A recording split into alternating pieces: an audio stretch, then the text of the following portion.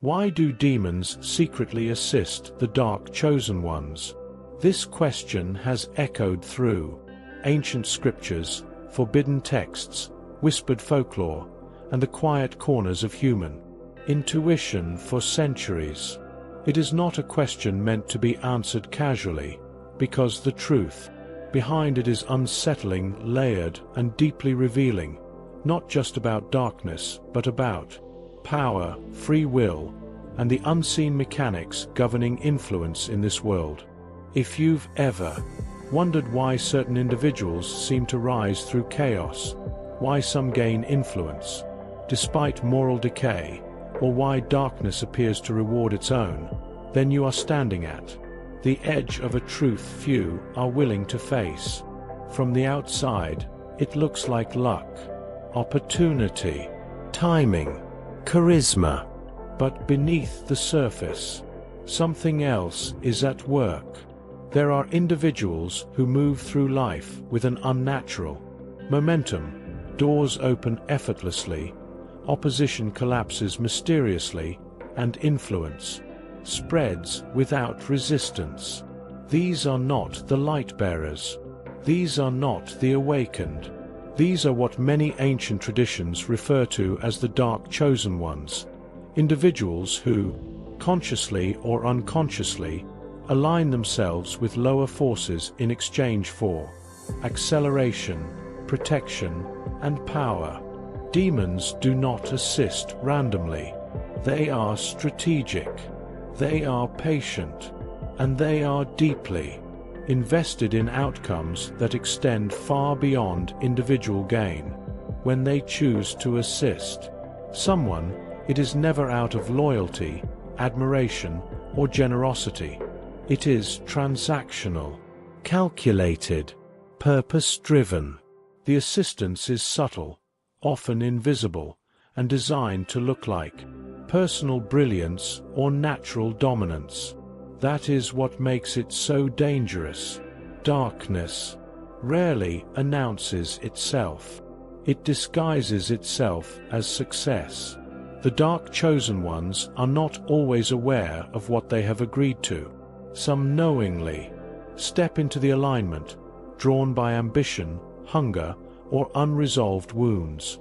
Others are groomed slowly, through trauma, resentment, pride, or a deep desire to be seen and validated.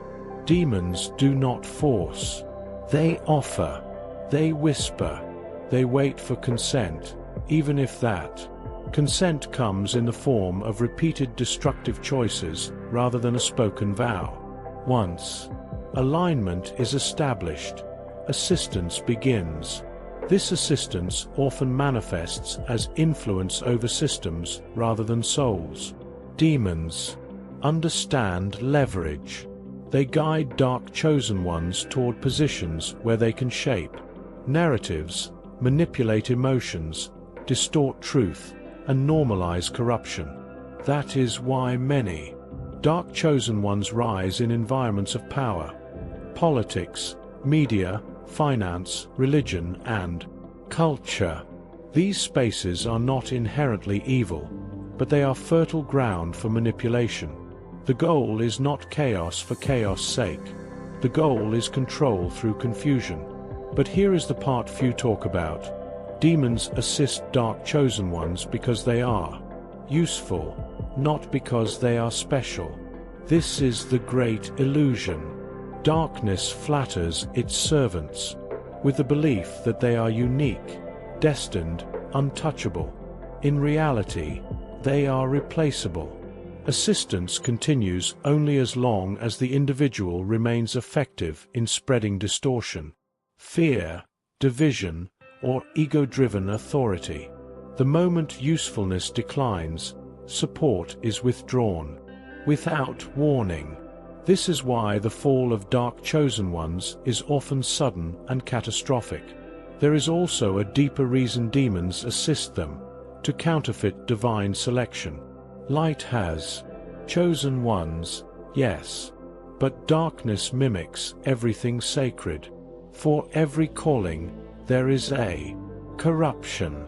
For every anointing, there is an imitation.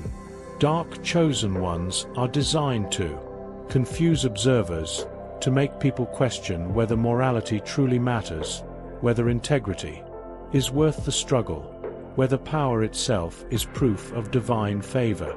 This confusion is one of darkness's greatest weapons.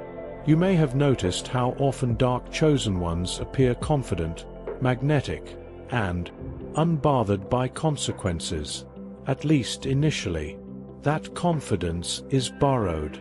It is fueled by external reinforcement from unseen forces that feed on the energy generated by fear, admiration, envy, and submission. Demons thrive on emotional output.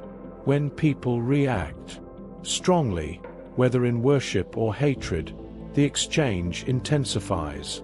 Attention becomes currency. Influence becomes nourishment. And yet, there is a paradox. While demons assist dark chosen ones, they also despise them. Darkness does not love its vessels. It exploits them. The assistance is laced with sabotage. For every door opened, a chain is tightened. For every victory, autonomy diminishes. Over time, the dark chosen one becomes less human, less free, less capable of genuine connection. Power increases while inner life erodes. This is not a flaw in the system. It is the system. Understanding this dynamic is crucial, especially for those who feel disturbed by the apparent success of morally corrupt individuals. The world often asks, why do they prosper? The answer is not that darkness has won, but that darkness accelerates its tools for short-term gain. Light, by contrast, develops slowly, deeply, and sustainably. What demons offer is speed without substance, elevation without foundation, and authority without accountability. This topic matters now more than ever because the line between light and dark has become blurred in modern narratives. Influence is celebrated without examination. Power is admired without questioning its source. Success is envied without understanding its cost. Dark chosen ones thrive in such climates because discernment is dulled and truth is fragmented. Demonic assistance flourishes where awareness is absent. But awareness changes everything. Once you understand why demons assist dark chosen ones, you begin to see patterns instead of mysteries. You recognize the fragility behind the bravado. You notice the emptiness behind the influence. You see that what looks like dominance is often dependency, and what appears to be control is actually captivity disguised as command. This is not a story about glorifying darkness. It is a warning, a revelation, a lens through which the unseen rules of power can be understood. Because the real danger is not that demons assist the dark chosen ones. It's that people mistake that assistance for legitimacy, destiny, or divine approval. And in the sections ahead, we will go deeper. We will expose how this assistance works, what demons gain from it, how dark chosen ones are selected, and why their rise is always temporary. Most importantly, we will uncover what this means for those who walk in light, and why true power does not need demonic help to endure.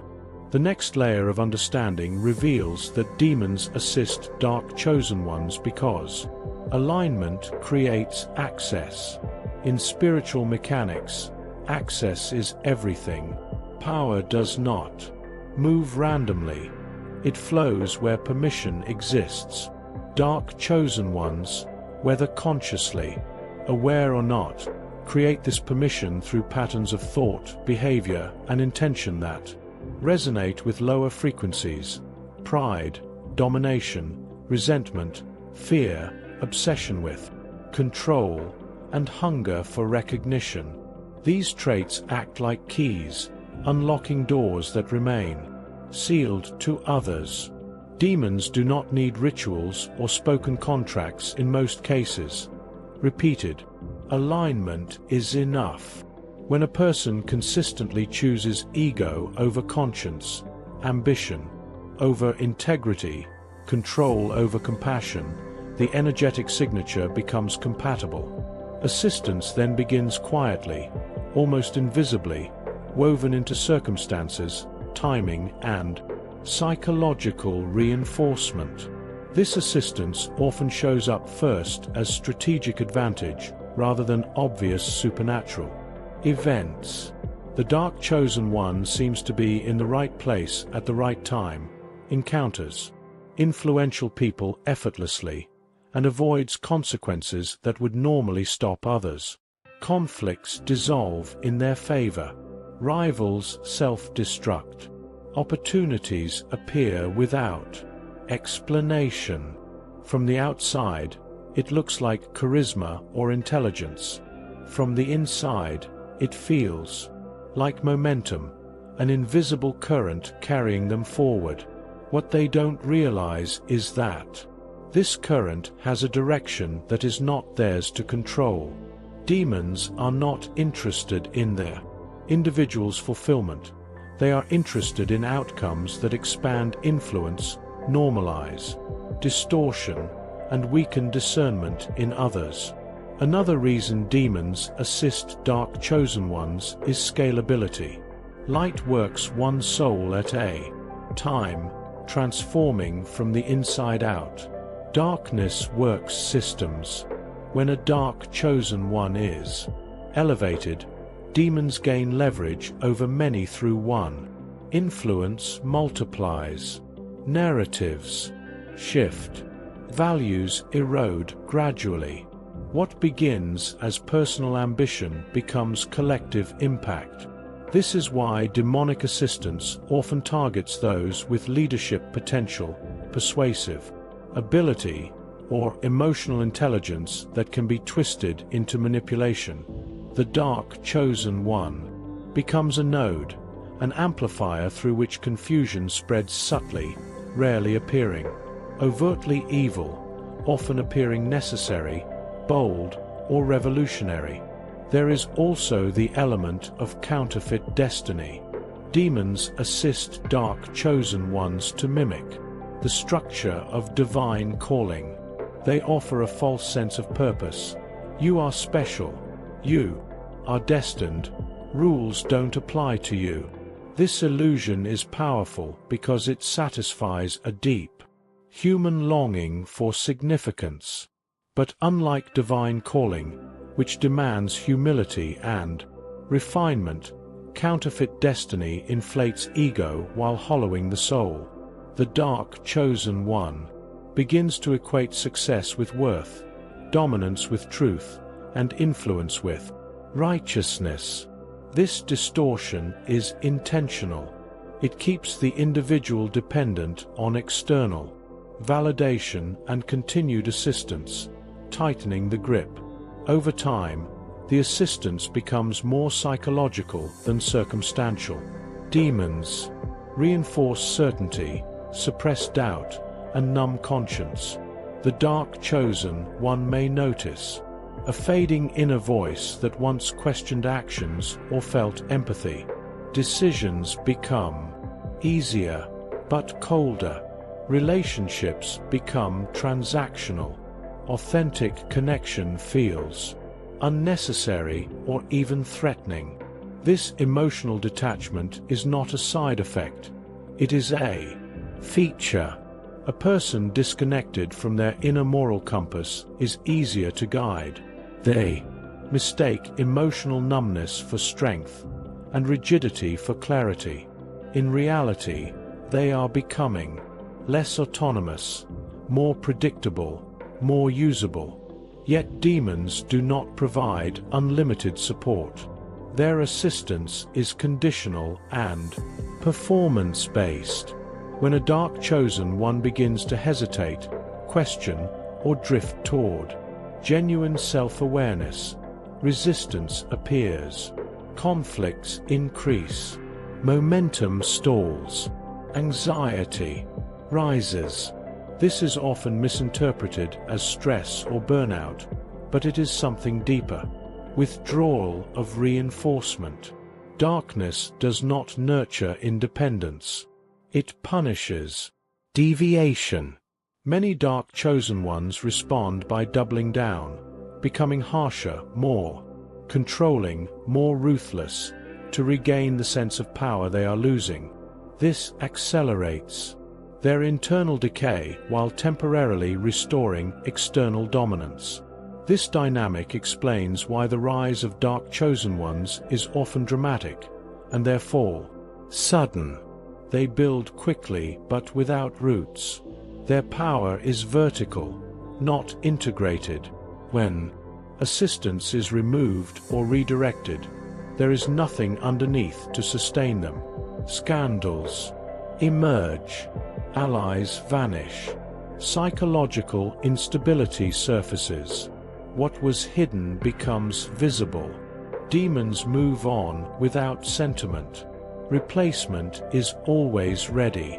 This cycle has repeated throughout history under different names, cultures, and ideologies. It is important to understand that demons assist not because dark chosen ones are stronger than others, but because they are more willing to sacrifice inner truth for outer gain. That willingness is the true currency. Darkness feeds on the gap between who a person is and who they pretend to be. The larger the gap, the more leverage exists. Assistance widens that gap while disguising it as growth. This is why dark chosen ones often feel empty despite success. They are expanding outward while collapsing inward.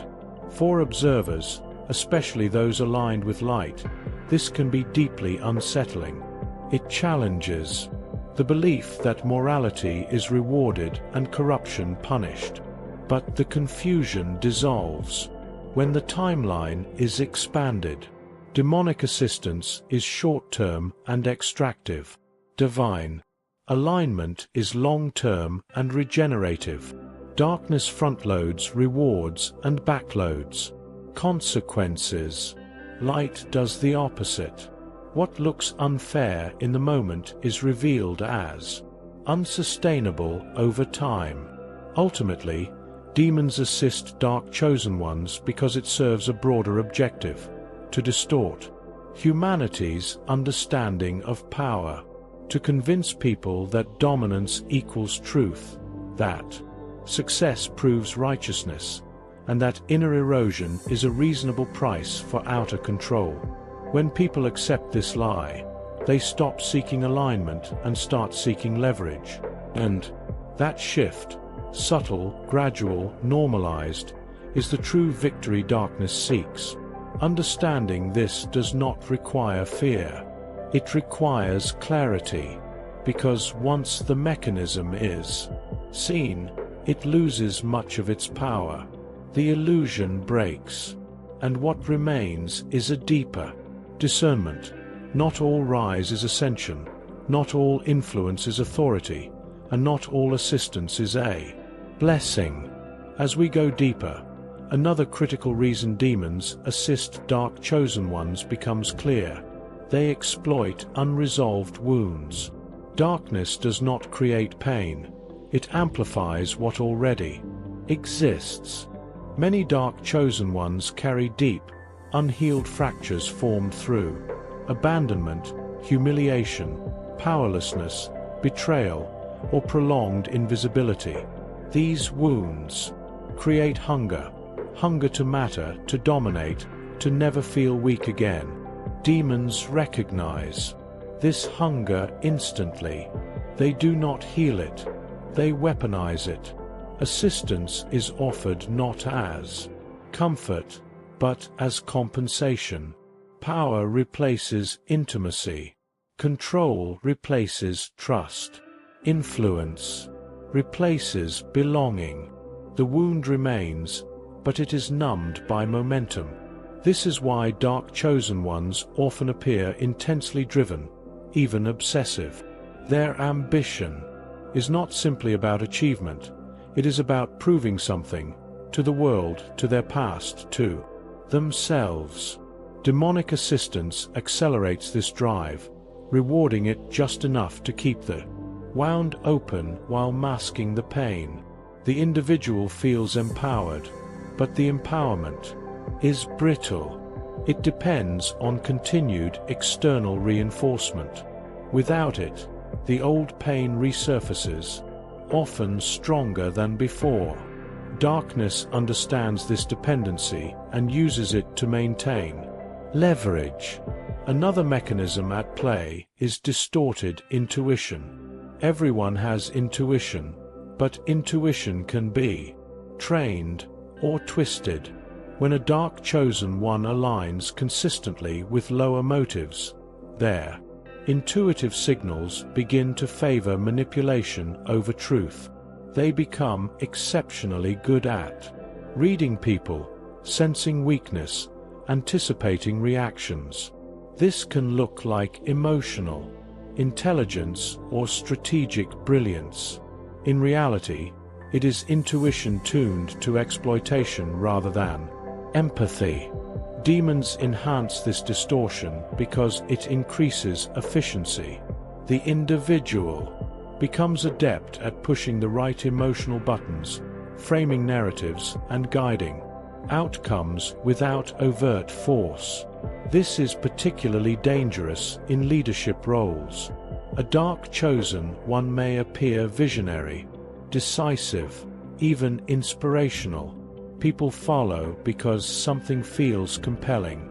But over time, followers notice subtle patterns. Dissent is discouraged, loyalty is demanded, complexity is reduced to slogans, and questioning is framed as betrayal. These are not random behaviors. They are symptoms of demonic assistance optimizing control.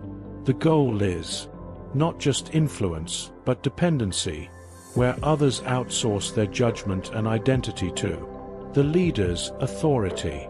There is also the role of mirrored opposition. Demons assist dark chosen ones by positioning them as apparent solutions to real problems. Societies in crisis crave certainty. In chaos, simplicity feels like salvation. Dark chosen ones rise by offering clear enemies, bold promises, and absolute confidence. Demonic assistance sharpens this contrast. It amplifies polarization, us versus them, pure versus corrupt, strong versus weak. The more divided the environment, the more effective the dark chosen one becomes. Darkness thrives in fragmentation because unity requires truth, and truth limits manipulation. Importantly, demons also assist by blinding dark chosen ones to long-term consequences. Short-term wins are highlighted, future costs are obscured, ethical erosion is reframed as pragmatism. Small compromises accumulate until they become structural. At that point, reversal feels impossible. The individual is too invested, publicly, psychologically, emotionally, to step back. Demonic assistance relies on this momentum trap. Once identity is fused with power, surrender feels like annihilation.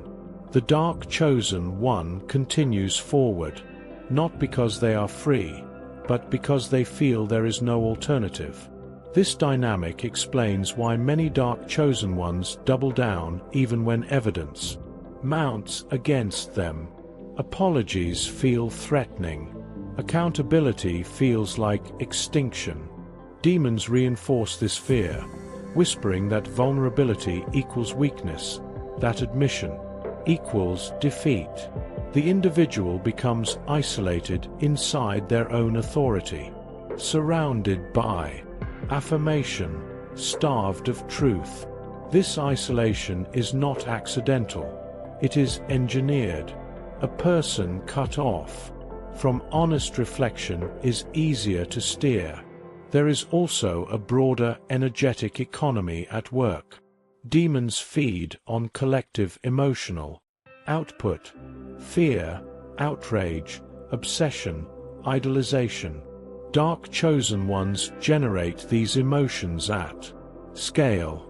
Every scandal, every controversy, every extreme reaction produces energy.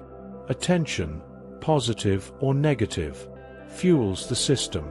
This is why dark chosen ones often thrive on conflict. Calm threatens relevance. Resolution threatens power. Demonic assistance therefore nudges events toward perpetual tension. Peace would starve the mechanism. Yet even within this system, there are limits. Demonic assistance cannot create coherence. It cannot build what lasts. It can only rearrange, intensify, and accelerate existing structures until they collapse under their own weight. This is why the legacy of dark chosen ones is often chaos rather than continuity. Empires fracture. Movements cannibalize themselves. Successors turn on one another. Darkness has no interest in stewardship. It consumes and moves on. For those watching from the outside, especially those aligned with conscience, this understanding reframes envy into discernment. What appears as advantage is often entrapment. What looks like freedom is often dependency. Dark chosen ones are not exempt from consequence. They are simply shielded from it temporarily, at the cost of deeper entanglement later. The assistance they receive accelerates not only their rise, but their eventual reckoning. This perspective also clarifies why resisting demonic pathways often feels slower, harder, lonelier. Light does not shortcut growth. It integrates it. It demands inner alignment before outer authority. Where darkness says, take, light says, become. Where darkness says, control, light says, cohere. The difference is not just moral, it is structural. One builds vertically and collapses. The other builds inwardly and endures. Understanding why demons assist dark chosen ones is not about fascination with darkness. It is about recognizing the mechanics so they lose their mystique. Once the pattern is visible, the illusion weakens. And when the illusion weakens, the power it holds over perception begins to dissolve. As the pattern continues to unfold, another crucial reason demons assist dark chosen ones emerges. They operate through amplification of identity fractures. Every human carries multiple identities: the self we present, the self we believe we are, and the self we avoid confronting. Dark chosen ones tend to suppress the third. Demons exploit this avoidance. They reinforce a singular, rigid identity built around power, certainty, or superiority, because rigidity is easier to manipulate than complexity. The more a person defines themselves by a role, leader, savior, disruptor, ruler, the less flexible they become internally. Assistance flows by narrowing identity until the individual becomes predictable, reactive, and locked into a single narrative about who they are and what they must maintain. This narrowing has a specific effect: loss of inner dialogue. Healthy inner dialogue includes doubt, reflection, moral questioning, and emotional nuance. Demonic assistance dampens this dialogue and replaces it with impulse, urgency, and justification. The dark chosen one begins to act faster, speak more decisively, and override hesitation. This speed is mistaken for clarity. In reality, it is a silencing of the internal checks that slow reckless expansion.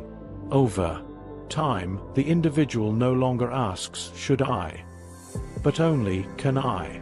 That shift marks a deepening of alignment with lower forces. Another dimension is symbolic power. Demons understand that humans respond more strongly to symbols than to truth. Dark chosen ones are often assisted in becoming symbols themselves, icons of strength, rebellion, purity, dominance, or inevitability. Once someone becomes a symbol, people project onto them. They stop evaluating actions individually and instead defend the idea the person represents. Demonic assistance accelerates this symbolic elevation because it shields the individual from accountability. Criticism is reframed as attack. Opposition is framed as persecution. The symbol must be protected at all costs, even as the human underneath erodes. This symbolic role also feeds collective shadow projection. People unconsciously place their denied impulses, aggression, desire for control, resentment, onto the dark chosen one and then admire or follow them for acting it out. Demons benefit from this exchange. The dark chosen one becomes a vessel not just for their own unresolved shadow, but for the collectives. This dramatically increases the energetic output surrounding them. The more polarized the reactions, the stronger the reinforcement. Love and hate both bind attention. Indifference starves it. There is also the mechanism of false resilience. Demons assist dark chosen ones by insulating them from immediate emotional consequences. They may appear unbothered by loss, criticism, or moral compromise. This numbness feels like strength, but it is actually disconnection. Over time, the individual loses access to grief, remorse, and vulnerability, emotions that signal the need for recalibration. Without these signals, behavior escalates unchecked. The person becomes capable of actions they once would have found unthinkable, not because they are braver, but because the internal brakes have been removed. As this process deepens, language itself changes. Dark chosen ones begin to speak in absolutes. Nuance disappears. Complexity is framed as weakness. Questions are labeled threats.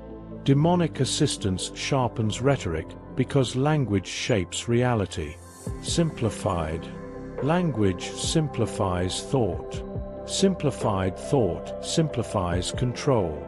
This is why dark chosen ones often communicate with striking confidence and repetition. The goal is not understanding, it is imprinting. Demons favor environments where critical thinking is replaced by emotional alignment. Another reason assistance persists is reciprocal reinforcement. As the dark chosen one rises, they attract followers, allies, and structures that mirror their internal alignment. These external systems then reinforce the same behaviors, rewarding ruthlessness, punishing empathy, incentivizing conformity. At this stage, demonic assistance becomes partially self-sustaining. The individual is surrounded by an ecosystem that reflects and amplifies their distortion. Even without direct interference, the momentum continues. This is why dismantling such influence is difficult. It requires more than removing one person. It requires dissolving a network of incentives and beliefs. Yet beneath all this expansion lies a growing fragility, because demonic assistance bypasses integration. The dark chosen one lacks inner coherence. Their public persona grows while their private self shrinks. They become increasingly dependent on external validation to stabilize identity. This is why exposure, truth, contradiction, or loss of narrative control is so destabilizing. It threatens not just reputation, but psychological survival. Demons exploit this fear, encouraging preemptive aggression and deeper entrenchment. It is also important to understand the role of timing. Demons assist dark chosen ones most aggressively during periods of transition, personal crisis, societal upheaval, moral uncertainty. These moments lower collective discernment and increase hunger for certainty. Assistance is not constant. It is opportunistic. Darkness surges when boundaries are weak. Once stability returns, the same behaviors that were rewarded become liabilities. This contributes to the sudden reversals often seen in the trajectories of dark chosen ones. The environment changes, and the assistance no longer aligns with the new conditions. From a broader perspective, this entire mechanism serves as a contrast. Demons assist dark chosen ones to demonstrate a false model of power, one that appears efficient but ultimately corrodes everything it touches. In doing so, they inadvertently reveal the difference between domination and authority, control and leadership, influence and integrity. Those who observe carefully begin to see that something essential is missing. The shine fades. The emptiness becomes visible. The cost becomes undeniable. For individuals aligned with light, this understanding offers grounding. It explains why patience is required, why growth feels slower, why integrity often seems unrewarded in the short term. Light builds resilience through integration, emotional, ethical, psychological. Darkness builds momentum through fragmentation. One endures, the other exhausts itself. In the end, demons assist dark chosen ones not because darkness is stronger, but because it is louder, faster, and more willing to hollow out its vessels. The assistance is real, but so is the price. And that price is always paid, not only by the individual, but by the systems and people drawn into their orbit. When all layers are pulled back, one truth becomes unavoidable. Demons assist dark chosen ones not because darkness ultimately wins, but because darkness is desperate to appear powerful.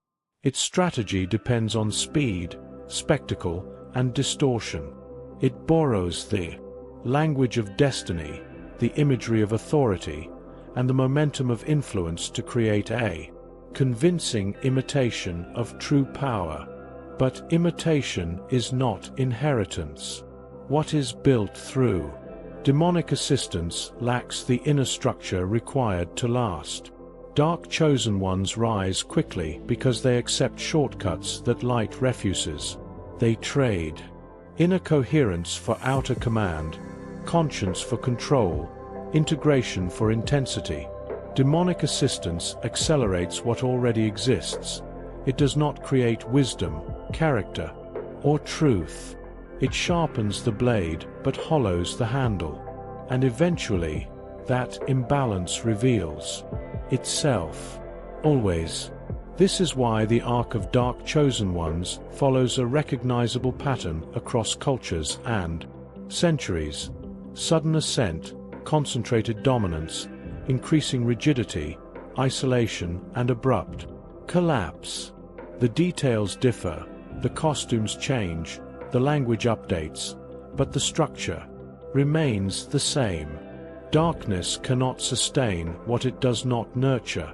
It can only extract until nothing remains. Understanding this dismantles one of the most corrosive illusions in human perception. That success equals alignment, that power equals legitimacy, that visibility equals truth. Demonic assistance thrives on this confusion. It counts on observers mistaking outcome for righteousness. But outcomes without integrity rot from within. They demand constant reinforcement, escalating control, and perpetual conflict to stay upright. Peace is the enemy of counterfeit power. For the dark chosen one, the tragedy is not merely their fall, it is the gradual loss of self, long before the fall occurs.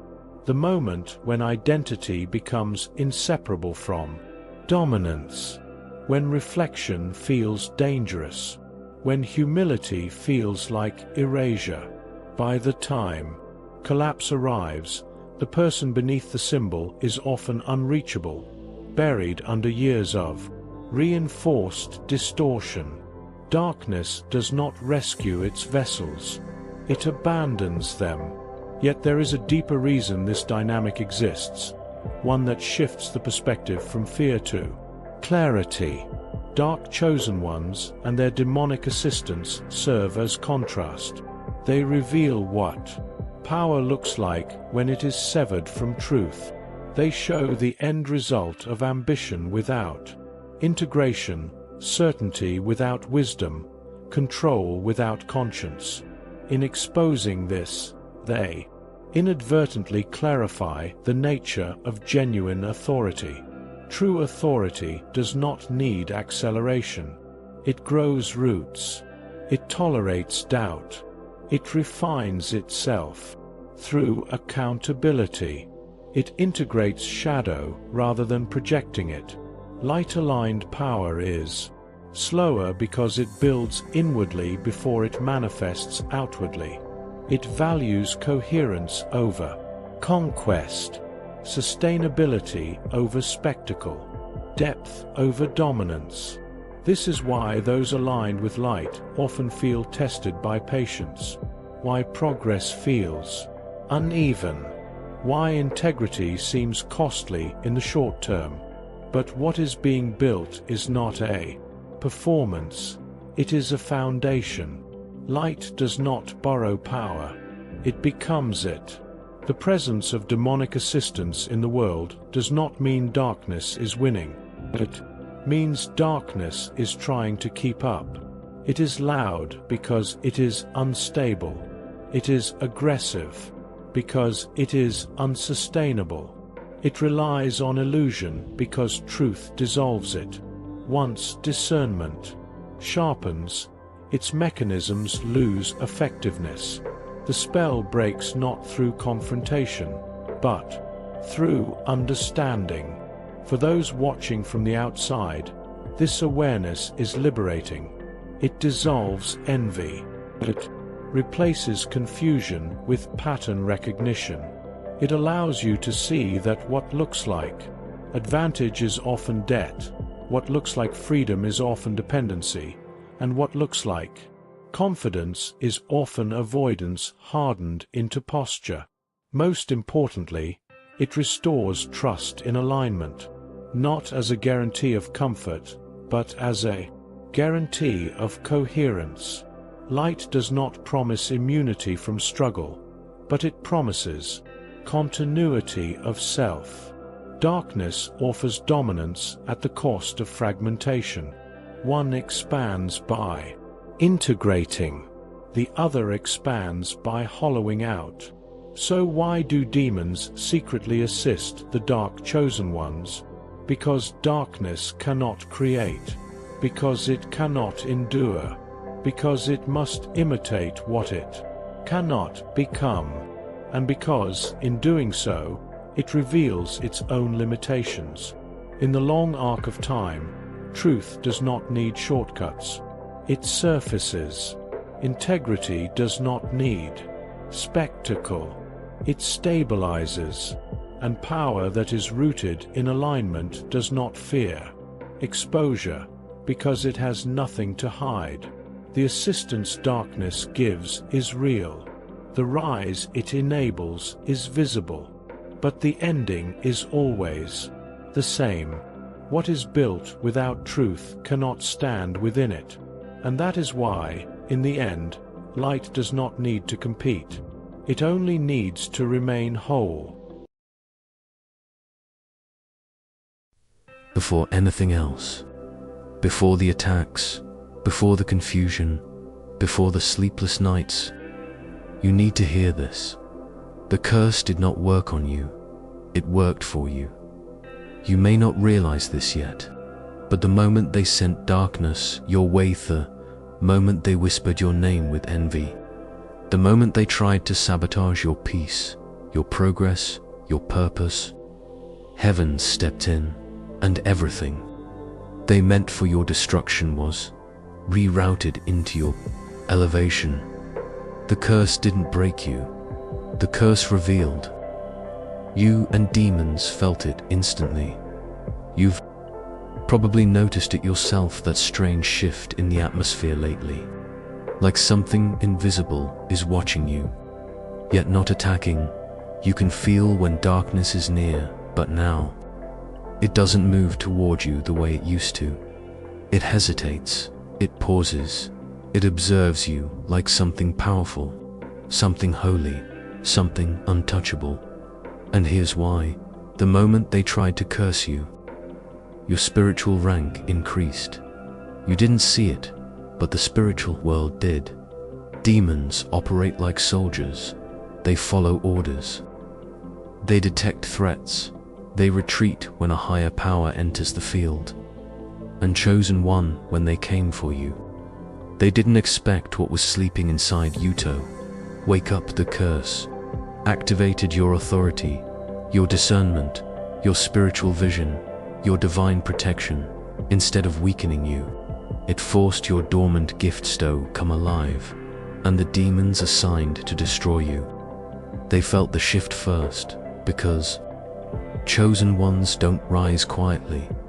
Your spirit creates a shockwaving the unseen realm, and that's why your enemies are confused.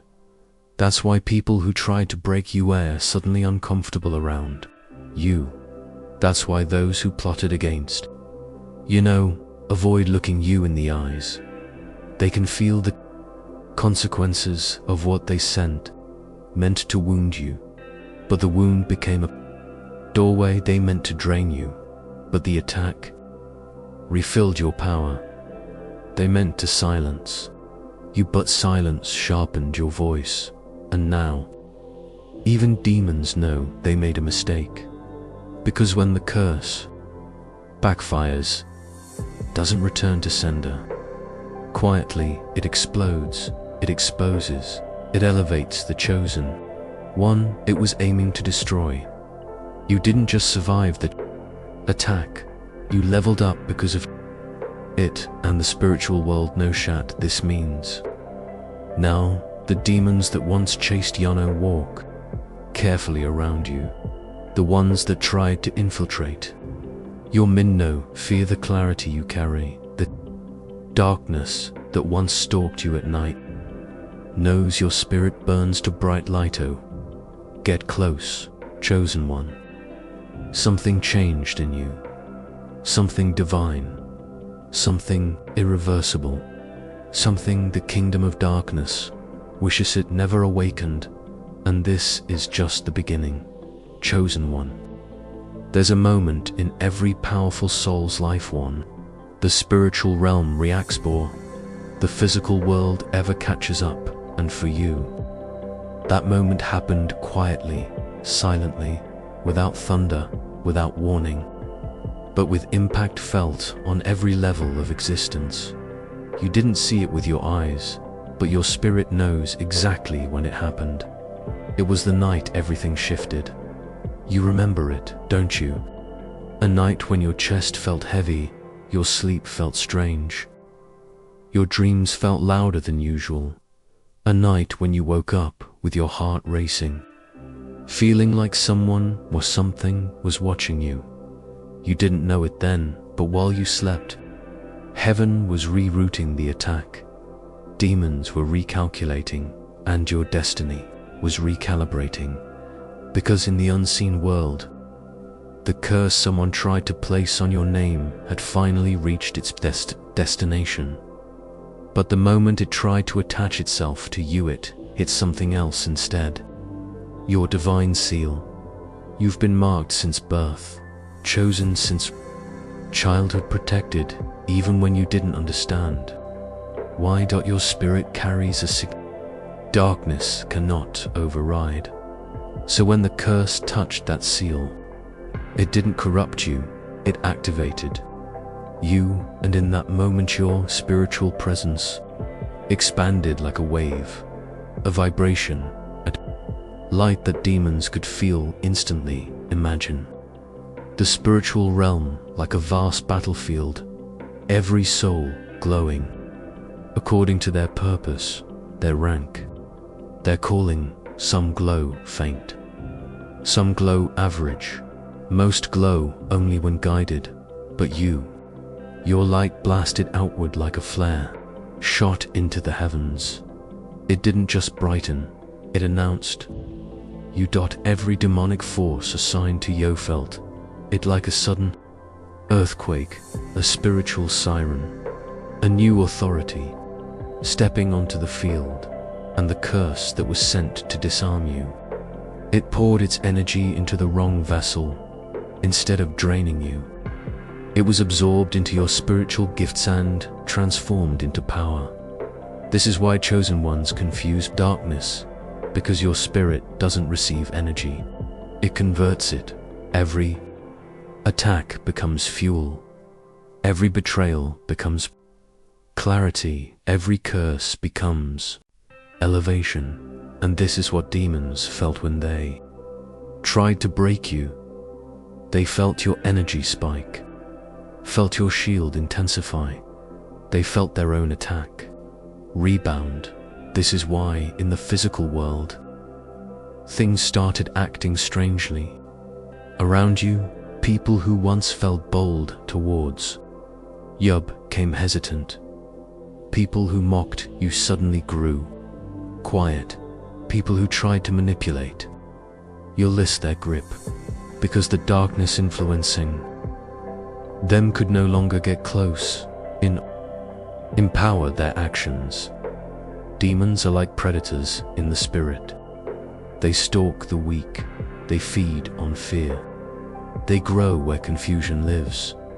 But when your spirit awakened that night, you no longer radiated prey, you radiate authority, the authority of someone who has been kept alive for a divine mission. And the spiritual realm responded instantly. You may have noticed physical signs after that night. Your intuition sharpened, your empathy deepened, your dreams became prophetic, your body felt more sensitive to energies. Your old triggers stopped controlling you.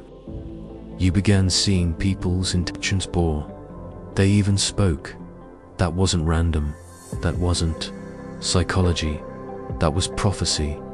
Because when a curse fails to claim a chosen one, heaven replaces what was meant to harm you with what will strengthen you.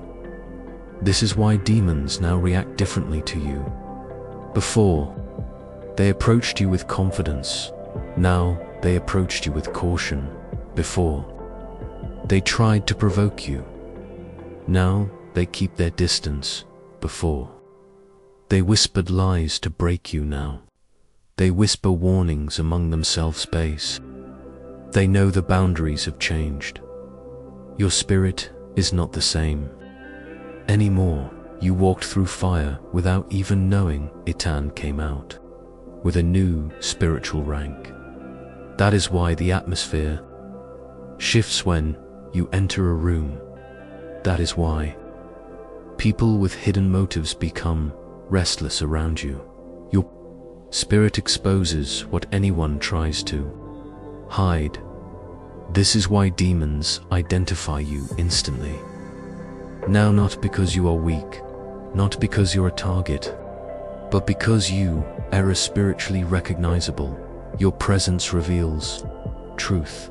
Your aura exposes lies. Your light unmasks darkness. Thought it was safe, and demons cannot handle that kind of exposure. They recognize youth way wolves recognize a lion's roar not by sight, but by spiritual vibration. You don't try to intimidate darkness, your existence does it naturally. And the moment the curse backfired, your spiritual identity went from hidden soldier to heaven's marked warrior. This is why they fear you now. This is why the attacks decreased, not because they gave up, because they realized you would be suicide. They know who you are, know what you carry. They know the power that covers you, and now that you've awakened, the entire spiritual realm has taken notice.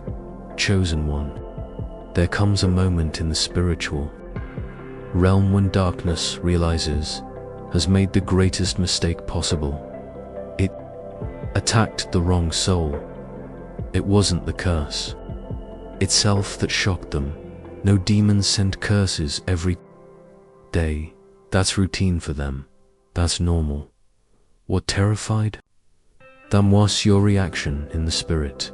Because when the curse hit your divine sea land, Backfired felt something they never expected.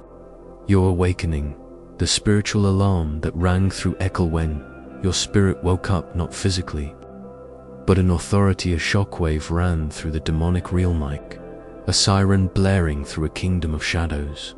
You may not remember hearing it, but your spirit heard it. Your dreams heard it. Your intuition felt it. Something inside you that was once quiet suddenly came alive. Darkness reacted instantly, because this wasn't an ordinary awakening. This wasn't you becoming slightly stronger, slightly wiser. This was a shift in rank. Every chosen one lives with hidden spiritual authority, but it doesn't activate until the day heaven chooses to awaken it. And that day for you was the day the curse failed. Demons watched in confusion. Bess, instead of breaking you, the attack empowered you. Instead of draining you, your spirit absorbed the blow and grew stronger. Do you understand how terrifying that is for forces that survive by weakening people? To them, you became something unnatural, something dangerous, something unpredictable. You became a spiritual anomaly. The signs of your new power that demons saw, fire SD, before you noticed the change. Darkness noticed it. You started glowing differently in the spiritual realm. Your aura grew sharper, brighter, heavier. Demons don't see faces, they see energy. They see vibration. They see spiritual rank. They see authority.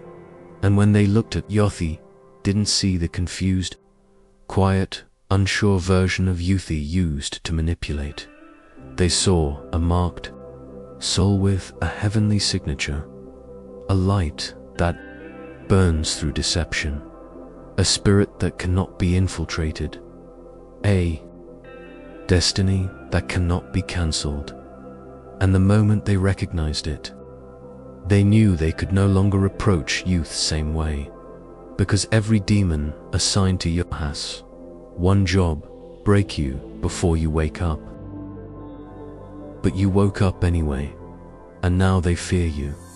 This is why your life changed so suddenly, why people started pulling AWI. When demons fear someone, they retreat.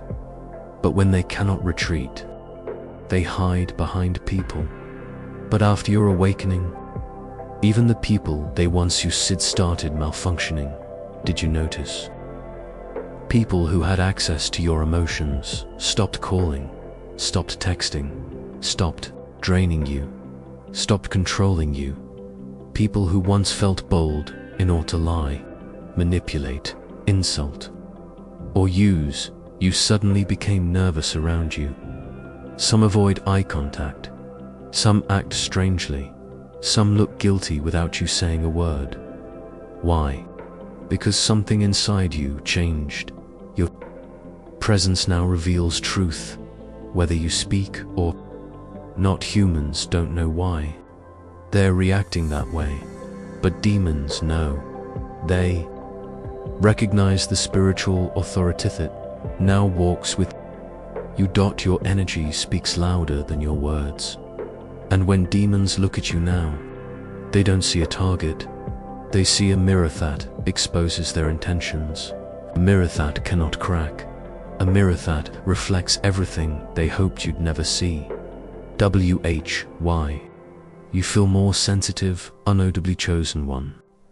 Your sensitivity isn't weakness, it's your new weapon. After your awakening, your spirit began detecting things that were always there but hidden. You feel lies quicker. You sense danger before it arrives. You feel heaviness in rooms that hold spiritual pollution. You pick up emotions that others hide. You sense shifts in energy before anyone else notices. This is not imagination. This is divine gift that activates after demonic attempts fail. Your spirit upgraded, your perception sharpened, and demons hate that because it means you can see through every tactic they once used. Manipulation doesn't work anymore. Temptation, you see the trap instantly. Fake love, you feel the emptiness behind the words. Energy vampires, your soul pulls back automatically. Your intuition won't let you walk into places that don't align with your calling. Your spirit refuses. Connection chat drain your purpose. Your energy now rejects darkness like antibodies rejecting poison, even without trying. You're spiritually protected, and demons can't stand it. The real reason they now keep their dynasty in sea. The moment the curse backfired, they realized something that broke their confidence. You carry power that does not belong to this world. A power inherited, not earned. A power chosen, not requested. A power that elevates even when you feel broken. A power that grows even when you're tired. A power that shines even when your heart is heavy. They thought your suffering will dim your spirit, but it did the opposite. Your pain purified you. Your struggles awakened you. Your loneliness sharpened you. Your heartbreak strengthened you. You became the very thing they hoped you would never become. A chosen one who knows their own power.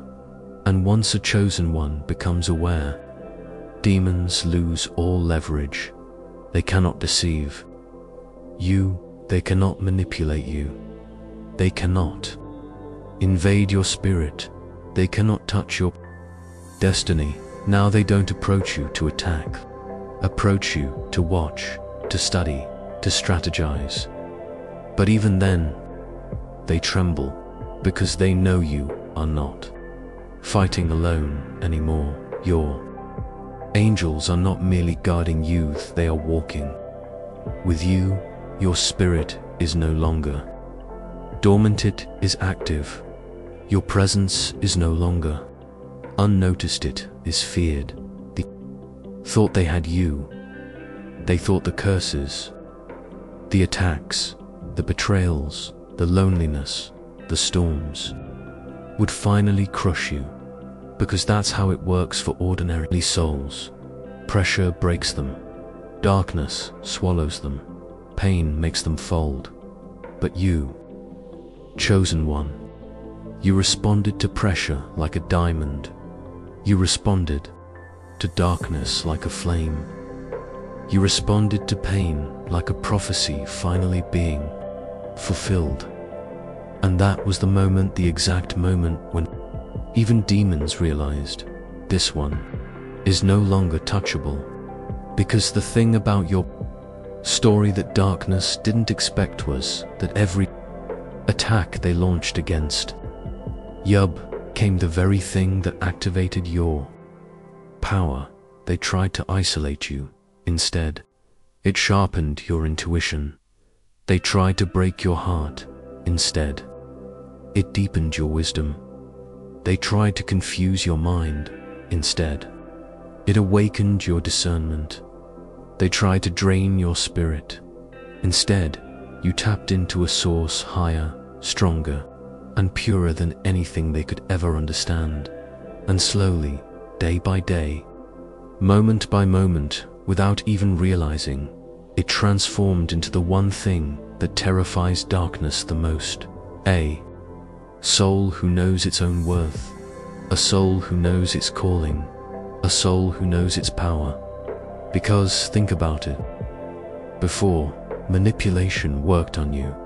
Guilt-tripping worked on you. Fake love worked on you. Fear worked on you.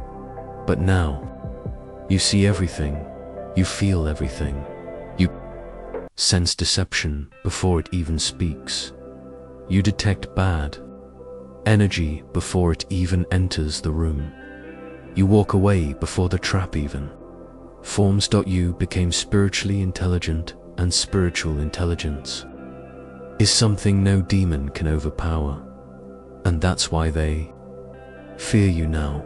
Because when a chosen one wakes up, when a chosen one rises, when a chosen one steps into their divine identity, the entire spiritual realm feels the shift.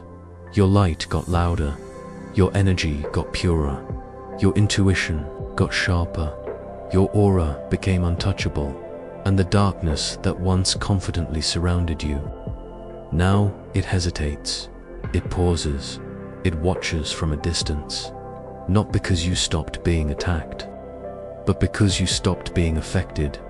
You built something no demon can break. Inner strength, inner clarity, inner authority, the kind of authority that doesn't come from books, or people, or titles, but from surviving storms that should have destroyed you, from healing wounds that no one knew about, from rebuilding yourself when you had no support, from standing alone when everyone else was comfortable kneeling. Your spirit matured, your soul expanded, your resilience became supernatural. And that's when they bowed, not because they respect you, but because they recognize spiritual rank. They recognize power that comes from pain, transmuted into purpose. They recognize someone who carries divine backing. They recognize someone protected, guided, and marked. They recognize you. And the funniest part, the curse they crafted to destroy you, the betrayal they sent to break you, the traps they laid to weaken you, became the exact reason you're feared now. Because the curse didn't kill you, it activated you. The attack didn't break you, it transformed you. The darkness didn't consume you, it revealed how bright you truly are. You went from being hunted to being untouchable, from being targeted to being elevated, from being drained to being divinely aligned. And the moment darkness realized it could no longer control you, that's the moment your entire spiritual identity shifted. You became someone who no longer runs from battles. You walk through them with calm, with authority, with divine confidence, because you finally know the truth. You were never the one in danger. They feared the day you awakened. They feared the day you matured. Spiritually, they feared the day you remembered who you were before the world dimmed your light. They feared the day you realized their curse was never stronger than my calling and chosen one. You reach that day, your energy says it. Your silence says it. Your growth says it. Your peace says it. Darkness knows it. Heaven knows it. And you, down, you know it too. You are no longer the version of yourself that could be manipulated.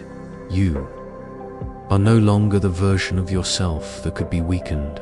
You are no longer the version of yourself that could be deceived.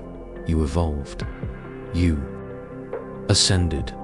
You outgrew the spiritual battles that once terrified you. This is why demons bow now.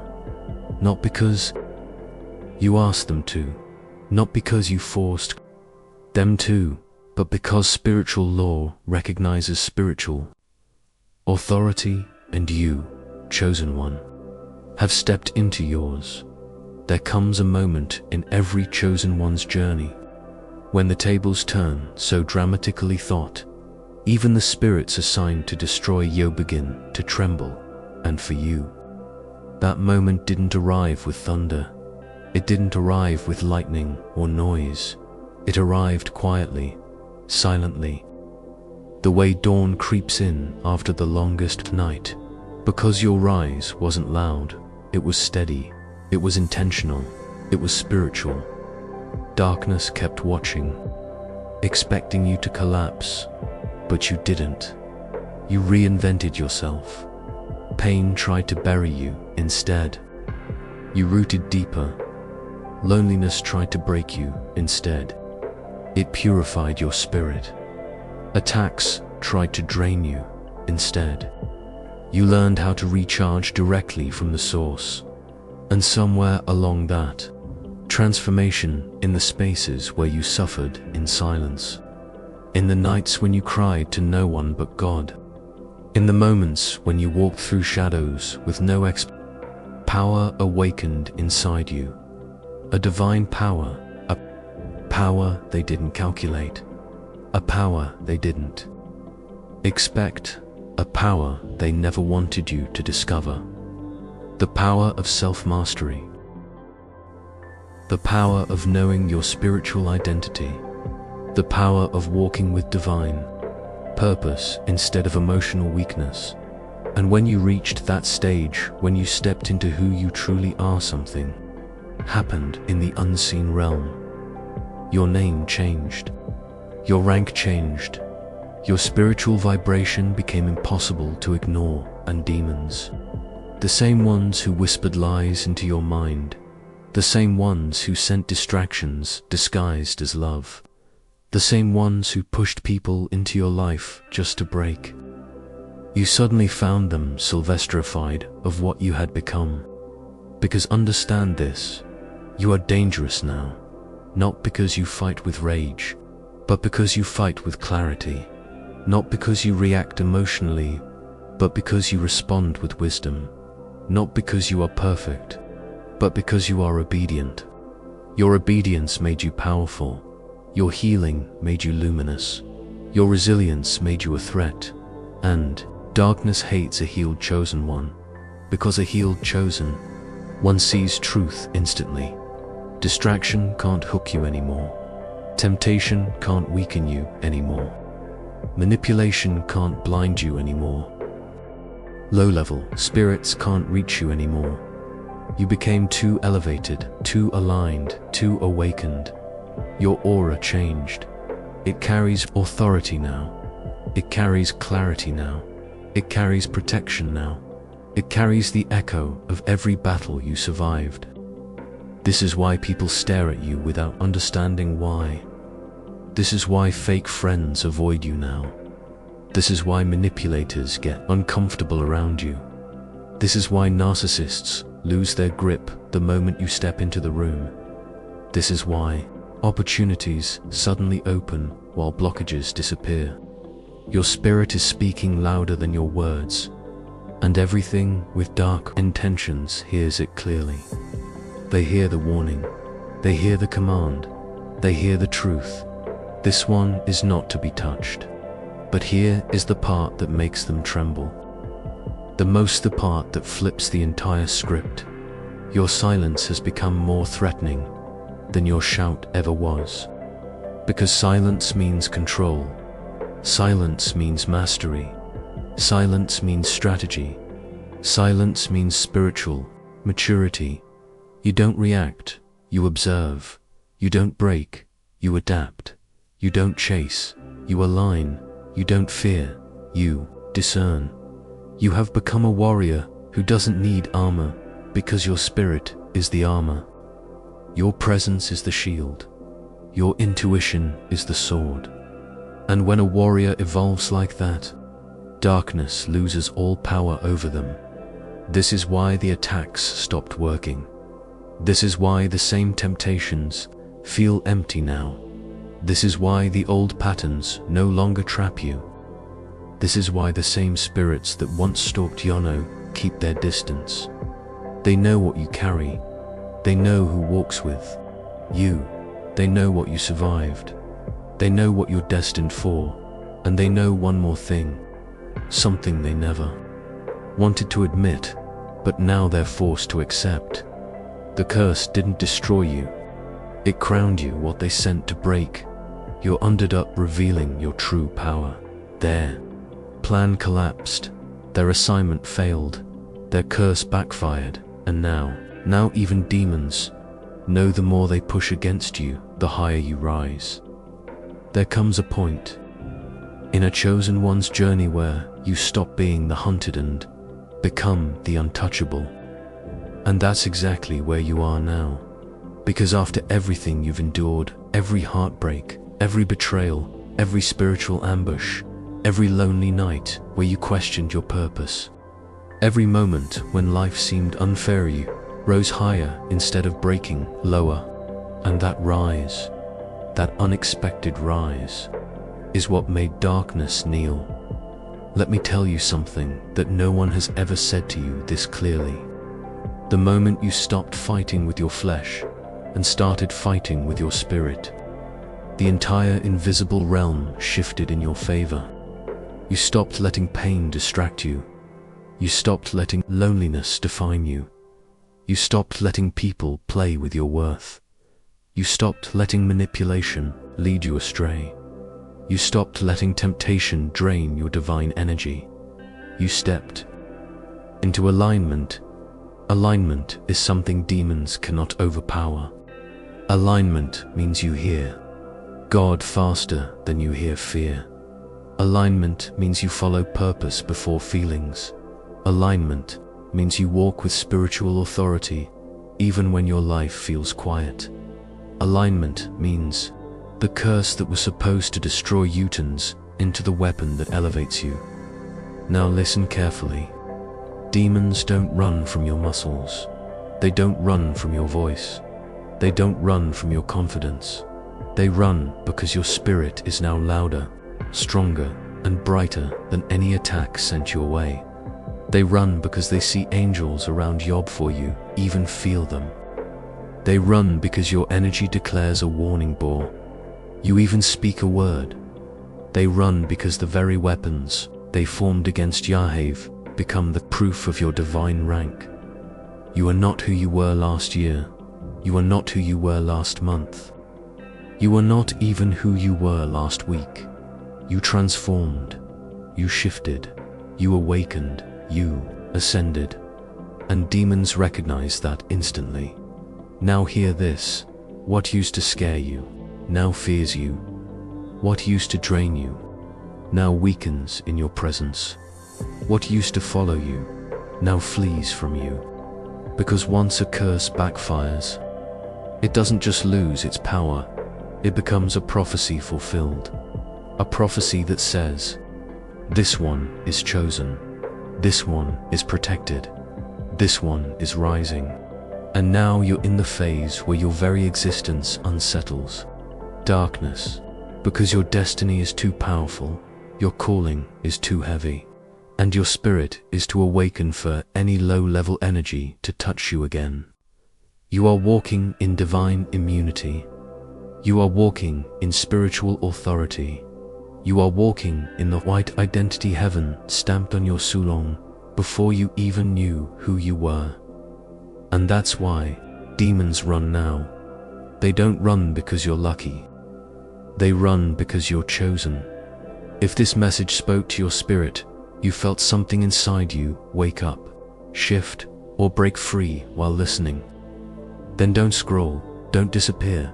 Hit subscribe, turn on notifications, and stay connected, because your journey as a chosen one is just beginning. And I promise you this, every video from here on will strengthen your spirit, awaken your gift, and prepare you for the destiny God built you for. You didn't find this message found you. Now step forward, chosen one. Your rise has only begun. What demons cannot stand most about chosen ones is this. No matter how many times you've been attacked, you refuse to stay down. You carry resurrection power. You rise again and again, confusing those who counted you out, frustrating those who plotted against you, terrifying those who thought they won. Every comeback strengthens your authority, because each time you rise wiser, sharper, more refined. And demons know they cannot outlast that kind of spirit. They can't defeat someone who refuses to quit. So where you stand now, realize this. You are not the same as when you started. You've been through too much, survived too much, learned too much. Your authority is visible, undeniable, unshakable. You are not just a believer, you are a carrier of divine dominion. And demons can no longer hide from you. They know the sound of your steps, the weight of your words, the light of your presence. You don't need to announce it, they recognize it instantly. And that recognition alone is victory. Because in the end, chosen ones don't just walk through life, they transform it. And you, chosen one, are transforming everything around you by simply being who heaven called you to be. There's a silence that surrounds chosen ones. Silence not of weakness, but of weight. You've likely felt it, that heavy presence in the atmosphere when you walk into a place and suddenly conversations shift. Energy changes, and people either grow uneasy or strangely quiet. At first, you may have mistaken it for rejection. But over time, you've come to understand, it isn't rejection, it's recognition. The unseen realm knows exactly who you are, even when people pretend not to. The moment you step in, demons collapse in spirit, their plans scattering, their whispers dissolving, their control weakening. You didn't even have to say a word, your very existence disrupted them. That's the untouchable authority you carry. For so long, you questioned why your presence felt heavy for others. Friends who once enjoyed your company suddenly grew distant. Family who should have supported you sometimes treated you like the outsider. You thought you did something wrong, but chosen ones eventually see the truth. Their spirit irritates what's hidden in others. The light in you exposes the shadows they prefer to ignore. You make people confront parts of themselves they're not ready to face, and while you never intended to threaten anyone, your very presence reveals the truth. Demons cannot cloak themselves in your company. That's why masks fall around you. That's why facades crumble. That's why people who seemed genuine suddenly reveal hostility. They weren't fighting you. They were fighting the exposure you carried. This is also why your journey has been marked by such resistance. Have you noticed how things that come easily to others often require you to fight 10 times harder? Jobs, opportunities, relationships. Peace, it feels like everything has come at a cost. It's not that you're unlucky. It's that your life is watched more closely than most. Demons don't waste energy on people without purpose. They don't send wave after wave of attacks on lives that pose no threat. The resistance you've faced is proof of the weight you carry. And the fact that you're still standing, still believing, still moving forward despite it all, is living evidence of your divine protection. Demons tremble at that resilience. But let's be honest, there were times you didn't feel resilient at all. Times when you cried yourself to sleep, wondering if you could endure one more hit. Times when betrayal felt like it shattered your very soul. Times when the isolation was so deep you felt invisible even to God. Yet even then, something inside refused to break completely. Even when your body was weak, even when your mind was overwhelmed, your spirit whispered, "Keep going." That whisper was heaven itself sustaining you. That whisper was divine protection carrying you through. That's what demons hate the most. Not just that you survive, but that you survive with your spirit intact. They can bruise you, but they cannot possess you. They can delay you, but they cannot destroy you. The truth is, you've carried fire since birth. Maybe you didn't always see it, maybe others didn't recognize it, but the enemy did. That's why your battles started so young. You've been targeted since childhood, and if you think back, you can trace the evidence. The rejection that didn't make sense. The isolation you felt even among friends. The heaviness that visited your mind without reason. All of it was strategic. Demons recognized your spirit before you did, and their goal was to suffocate you before you awakened. But they failed, because chosen ones cannot be extinguished. They can only be refined. Every attempt to destroy you became a stepping stone. Every wound became a source of wisdom. Every valley became a place of vision. That's why you carry the authority you do today, because you've endured fires others never walked through. Authority, after all, is not given cheaply. It is birthed through battles, and chosen ones live lives of unusual battles because heaven has equipped them with unusual weapons. Weapons of discernment, weapons of faith, weapons of endurance. Demons know these weapons cannot be purchased, imitated, or faked. They are forged only in the unseen places of struggle. And that's why they fear you. You're not just someone who believes in God, you're someone who has proven Him in the fires of life. You don't speak theory, you speak testimony. And testimony carries weight that no demon can resist.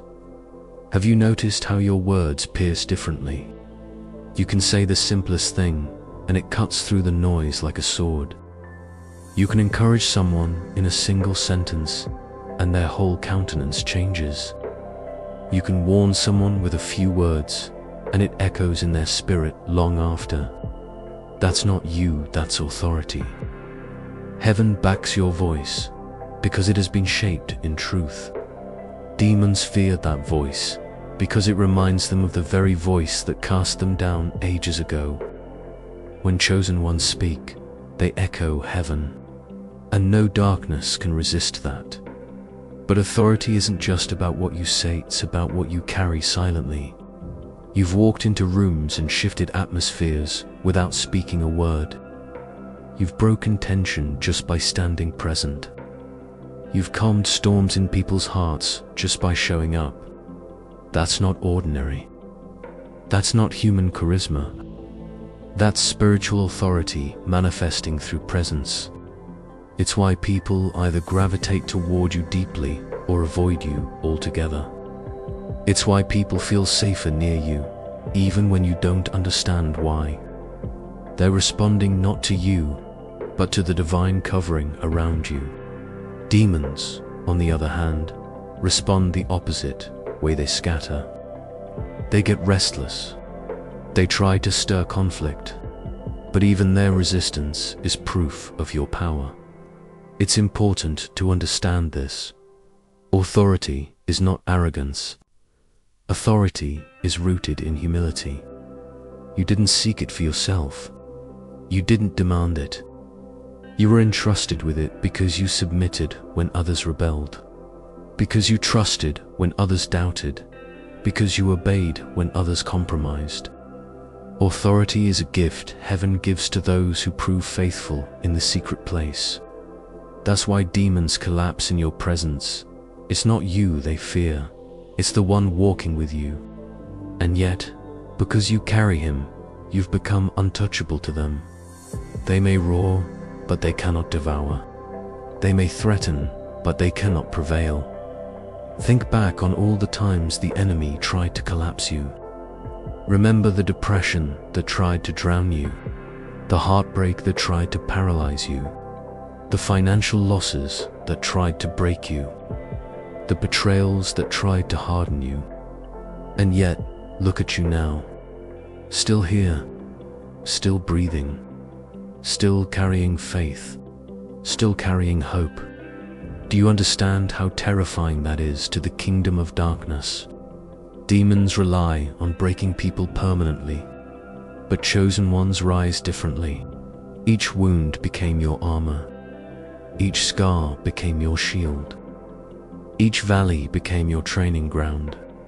And now, when you stand, you're not just standing as one individual, you're standing as the sum of every battle you survived. You carry the weight of victory with you, and they cannot stand it. The enemy also hates how you change the people around you. Chosen ones disrupt generational curses. You may not have realized it yet, but your obedience has shifted the entire trajectory of your family line. What plagued your parents will not plague your children. What broke your ancestors will not break those who come after you. You've been the hinge, the turning point, the breaker of chains. And demons fear that because they don't just see you, they see the ripple effect of your life extending through generations. Your victories are not just personal, they're prophetic. And every step you take is undoing years of darkness that thought it had secured your bloodline. This is why your warfare has always felt heavier than others. It's not just about you, it's about what's attached to you. When heaven marked you, the enemy marked you too. But heaven's mark is stronger. That's why demons tremble when you pray. That's why they scatter when you worship. That's why they lose their grip when you speak truth. You are a walking disruption to darkness. And the enemy knows he cannot win against a life heaven has sealed. Now, think of your journey up until this point. Every season, every trial, every hidden tear, every unanswered question, it all built into this moment of recognition. You are no longer wondering if you're chosen, you know it. You no longer doubt your strength, you've seen it. You no longer question your survival, you've proven it. And that confidence, chosen one, terrifies the enemy. Because once a chosen one truly knows who they are, they become unstoppable. Demons cannot deceive you anymore because you recognize lies instantly. They cannot manipulate you anymore because you see through masks immediately. They cannot silence you anymore because your voice carries heaven's backing. You are spiritually untouchable, and they know it. That's why, even in your darkest moments, even in your lowest valleys, you must remember your authority doesn't vanish in weakness. In fact, sometimes it shines brightest there, because authority was never about your strength, it was always about His strength through you. And as long as He walks with you, no demon, no scheme, no curse, no weapon can prevail. You've been tried, you've been tested, but you've also been proven. And every time you step into a room, every time you open your mouth, every time you simply exist in the fullness of who you are, demons tremble. Because you are living evidence that heaven always wins. There's a reason why chosen ones are often misunderstood. The truth is, the world is not wired to comprehend your spirit. You live on a different frequency, one heaven tuned long before you even took your first breath. And demons sense that frequency immediately, which is why they don't wait for you to make moves, they attack preemptively. They hope to derail you before you realize just how much power you actually hold. But what they never expected was how resilient you are. For every plan they tried, every snare they set, every whisper they planted, you rose higher. You stumbled, yes, but you rose. You cried, yes, but you continued. You lost things, but you never lost your fire. That's what frightens them. Demons collapse when they see your unbreakable spirit, because it proves you're sustained by something far greater than yourself. The thing about divine authority is that it doesn't always look like strength to others. To people, it may look like you've gone through endless struggles and barely made it out. They see the scars, the moments of weariness, the loneliness, but what they don't see is the shield around you. What they don't see is the angelic reinforcement dispatched every time you called on heaven in desperation. What they don't see is the hand of God that lifted you when you didn't even have the strength to lift yourself. Demons see it though. That's why they know better than to touch you. That's why every attempt to end you prematurely failed. Heaven's covering is your invisible defense, and it cannot be penetrated. Have you noticed how the attacks in your life often came through people closest to you? It's not because those people were evil in themselves, it's because they were available vessels. Demons always try to access you through proximity. They disguise themselves as jealousy in a friend, as manipulation in a partner, as discouragement in a parent. They know it's easier to wound you through someone you trust than through an enemy you already expect betrayal from. And yet, even those attacks backfired. They may have cut deeply, but they didn't kill your destiny. If anything, they sharpened your discernment. You began to see through words that didn't align with actions. You began to feel the weight behind a smile that wasn't genuine. You began to hear the tone beneath someone's encouragement that wasn't truly supportive. All of that pain became training. And now, demons cannot use the same tricks on you because you've learned to discern spirits. And isn't that the power of chosen ones?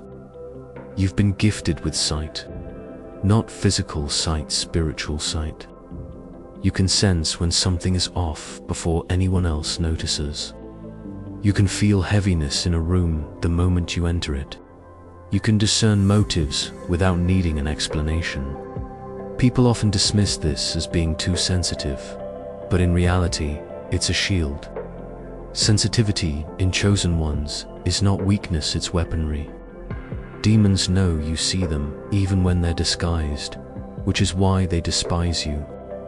You ruin their cover. You disrupt their strategies. You dismantle their illusions simply by being awake. And because of that, you've often felt like an outsider. You've probably asked yourself, why do I always feel different? Why can't I just enjoy things the way others do? Why do I notice what others ignore? The answer is simple. Chosen ones are not designed to blend in. You weren't created to fit in with the crowd. You were created to carry light so piercing that it unsettles darkness everywhere you go. And because of that, you'll always feel somewhat out of place in environments that tolerate darkness. Demons collapse not because of what you do intentionally, but because of who you are by nature. You carry heaven's DNA, and darkness cannot survive in proximity to that.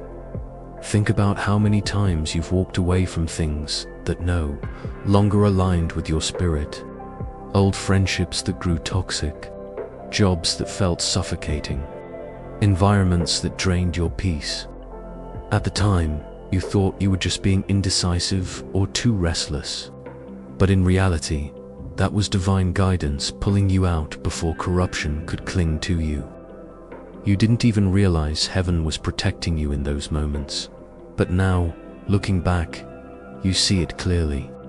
What you lost was not really lost, was redirection. and every redirection protected the flame inside you. That flame is your essence, chosen one. It's the mark that heaven placed within you, and demons tremble when they see it. Your life has been full of moments where others underestimated you. They mistook your kindness for weakness. They mistook your humility for lack of ability. They mistook your patience for passivity. And yet, every time they counted you out, heaven counted you in. Every time they dismissed you, heaven promoted you. Every time they overlooked you, heaven elevated you behind the scenes. That's why your victories often shock people. They never saw them coming. They couldn't understand how someone they considered ordinary could carry such extraordinary favor. But demons always knew. They knew you were marked, which is why they tried so hard to keep others from recognizing it. But here's the truth. No amount of covering or hiding can dim what heaven has lit.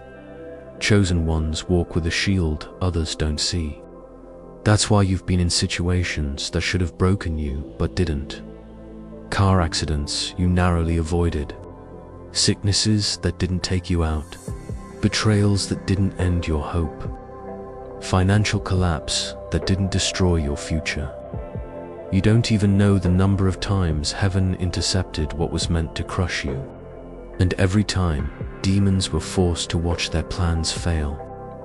That is why they collapse when you show up. They know your protection is untouchable. They know every attempt against you will backfire. They know heaven will turn every scheme into a stepping stone. You've become a walking reminder of their powerlessness. But chosen one, don't misunderstand. Your battles have been real, and your scars are not illusions. This journey has cost you dearly. The difference is that what costs you pain has been redeemed as power. You carry scars, yes, but your scars glow with testimony. Demons fear those scars because they remind them of their failure. Every time you tell your story, every time you speak of what you overcame, you're exposing their defeat. They tried to end you, and yet here you are, thriving. They tried to silence you, and yet here you are, speaking truth. They tried to bury you, and yet here you are, rising higher. That resilience terrifies them more than anything. Your authority doesn't only manifest in victories, it manifests in endurance. Demons expect you to crumble under pressure, but you don't. You adapt. You adjust. You endure. And then you rise again. That cycle has repeated countless times in your life, and each time it proves the same truth. Heaven is with you. The enemy cannot comprehend endurance born from divine strength. That's why they collapse when you walk into a room. They know you shouldn't even be standing, and yet you are. They know you shouldn't even have peace, and yet you do. They know you shouldn't even be hopeful, and yet your spirit radiates faith. You are the contradiction to their lies, the living evidence of heaven's covering. And it doesn't end there. The authority you carry doesn't just affect you, it extends to others. People around you feel safer without even knowing why. Strangers are drawn to you for encouragement without understanding what pulls them. Children feel calm around you, sensing purity they can't explain. Even animals often react differently in your presence, as if they know instinctively you're carrying something beyond yourself. The reach of your light is broader than you realize. Demons know this. That's why they scramble to keep you isolated, to make you feel unwanted, to make you doubt your value. Because if you ever fully grasped just how much impact your spirit has, you'd become unstoppable in your confidence. But here's the secret: you already are unstoppable. You've survived too much, endured too deeply, risen too high for anything to defeat you now. Chosen one, the authority you carry is not just for now, it's eternal. Your victories in this life echo into eternity. Every demon that trembles at your light today is a reminder of the eternal triumph sealed when heaven marked you. And the truth is, no matter what darkness tries, it cannot override that mark. You are covered. You are shielded. You are chosen. And demons know it better than anyone. There is something about the chosen one that cannot be hidden, no matter how much you try to downplay it. You could attempt to blend into the crowd, mute your voice, soften your light, or even disguise yourself in humility so deep that you almost convince yourself you're ordinary, but demons still see what others miss. They are not fooled by appearances. They recognize the authority you carry, and that recognition is the very reason they collapse before you even speak. It's not what you wear. It's not how you look. It's not even the things you've achieved. It's the unseen seal of heaven on your life. They cannot deny what God has placed within you. They know who you are even when you don't yet know it yourself. That's why they launch attacks early, hoping to stop you before you awaken to the fullness of your calling. Think back to your earliest memories of struggle. Even as a child, you might have faced unusual opposition. Maybe you were singled out in your family, made to feel like the odd one. Maybe you were bullied in school, treated differently from the rest. Maybe you carried a heaviness no one your age should have had to carry. That's not coincidence. Demons recognized the light in you even then, and they sought to suffocate it before it grew. But what they didn't expect was how your pain would become your foundation. They didn't anticipate that the very things meant to break you would instead build resilience in you. And as you grew, that resilience became armor. What was once their weapon turned into your strength. This is why chosen ones often feel like they've lived 10 lifetimes before reaching adulthood. You've endured so much, learned so much, grown so much, all because your path was never ordinary. The enemy has been working against you since birth, but heaven has been covering you since before birth. You are proof that light cannot be extinguished. And that is exactly why demons collapse. When you show up, they are reminded of how many times they tried and failed to snuff you out. What most people don't realize is that chosen ones carry an atmosphere with them. The moment you walk into a space, the energy shifts. Not because you're trying to make it shift, but because of what surrounds you. You carry a spiritual field that unsettles darkness. It's why some people avoid you without explanation. It's why certain individuals get agitated around you even when you've done nothing wrong. It's why environments heavy with corruption seem to resist your presence. They don't reject you, they reject the authority you carry. They reject the truth that your spirit exposes without you speaking a single word. And have you noticed how conversations change when you step into a room?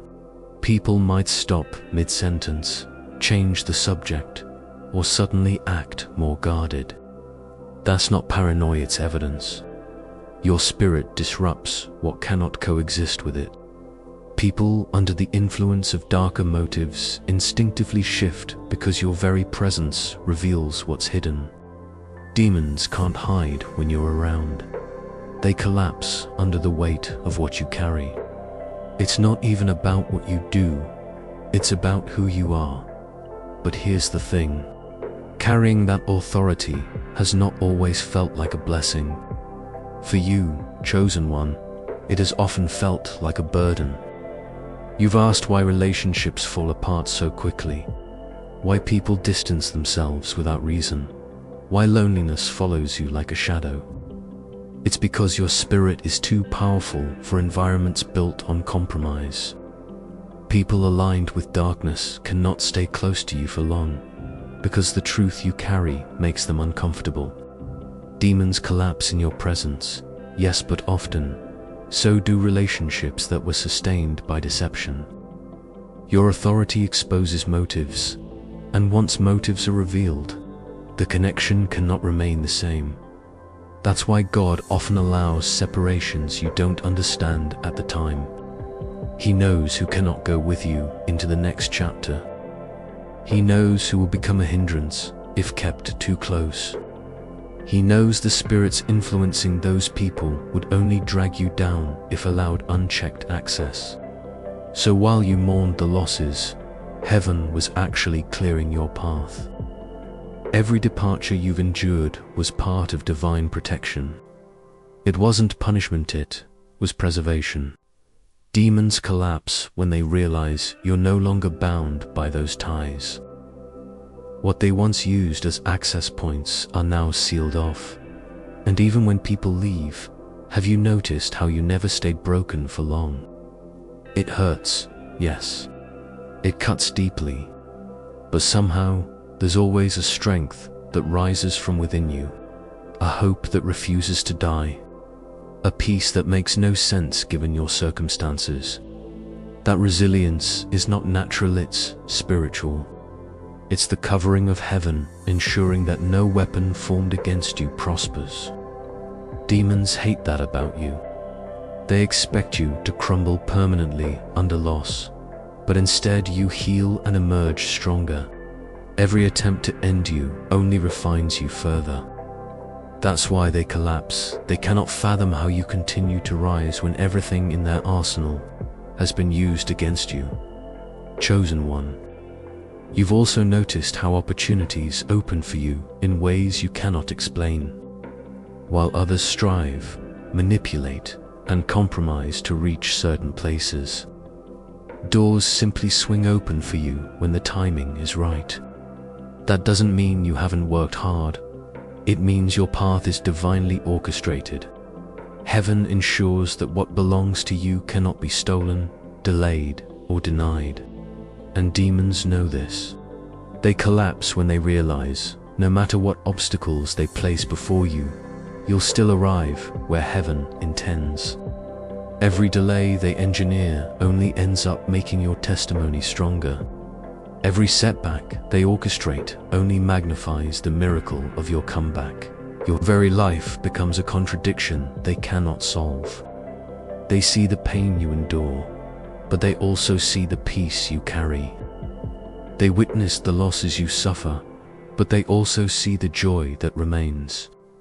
They observe the battles you fight, but they cannot comprehend the strength you wield. You are living proof that divine authority is not about avoiding struggles.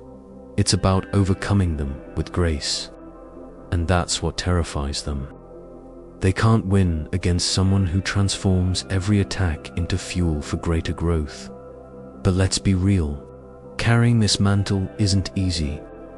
You've felt the weight of isolation, the exhaustion of constant battles, the frustration of being misunderstood. Sometimes you've even wished you weren't chosen at all. You've longed for an ordinary life where you didn't always have to fight, discern, or stand apart.